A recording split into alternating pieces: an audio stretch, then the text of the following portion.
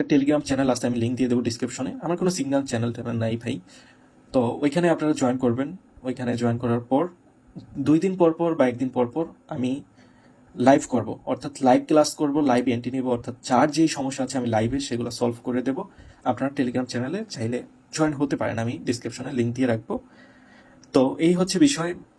And এখানে যদি আপনি আরও কিছু বিষয় মার্কেটে খেয়াল করেন, যে আমি দেখা যায় এ পর্যন্ত প্রফিট নিয়েছি, এই পর্যন্ত আমি প্রফিট নিয়েছি। আমি কিন্তু চাইলে এটা আরও অনেক বড় প্রফিট নিতে পারতাম। দেখেন মার্কেট কিন্তু এই পর্যন্ত উঠছে, আমি চাইলে এখান থেকে আরও বেশি প্রফিট নিতে পারতাম। এটা হচ্ছে অ্যাডভান্স, অর্থাৎ এইখানে অ্যাডভান্স অনেক কিছু শেখার আছে, যেগুলো এখন বললে আপনারা বুঝবেন না।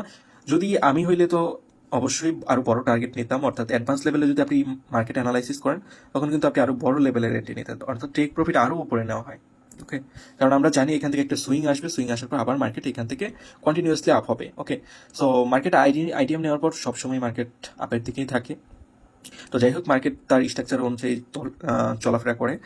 তো এই এন্ট্রিটা যদি এভাবে নেই, দেখেন এখানে 1:15, অর্থাৎ 15 গুণ। আপনি $2 ট্রেড নিলে এখানে $30 প্রফিট হবে, $2 লস হবে। তো যাই হোক, অনেক বেশি কথা বলতেছি, কাজের বিষয়ে তেমন কিছু দেখাচ্ছি না। তো অনেকে ইন্ডিকেটর ইউজ করেন, আমিও ইন্ডিকেটর ইউজ করি। ইন্ডিকেটর ইউজ করা হয় জাস্ট কনফার্মেশনের জন্য। বাট আপনি যদি মনে করেন যে একটা ইন্ডিকেটর আপনাকে প্রফিট আনায় দেবে, তাহলে এটা ভুল। তাহলে যে ইন্ডিকেটরগুলো বানাইছে সে কোটিপতি হয়ে যেত, সে আর ইন্ডিকেটর আমাদের সাথে শেয়ার করতো না। ওই ইন্ডিকেটর ইউজ করে সেই লাখ লাখ ডলার এখান থেকে ইনকাম করতো। তো এখান থেকে আপনি ইন্ডিকেটর ইজিলি সার্চ করতে পারবেন। এখান থেকে যদি আমি দেখাই কিছু ইন্ডিকেটর, আপনাকে জাস্ট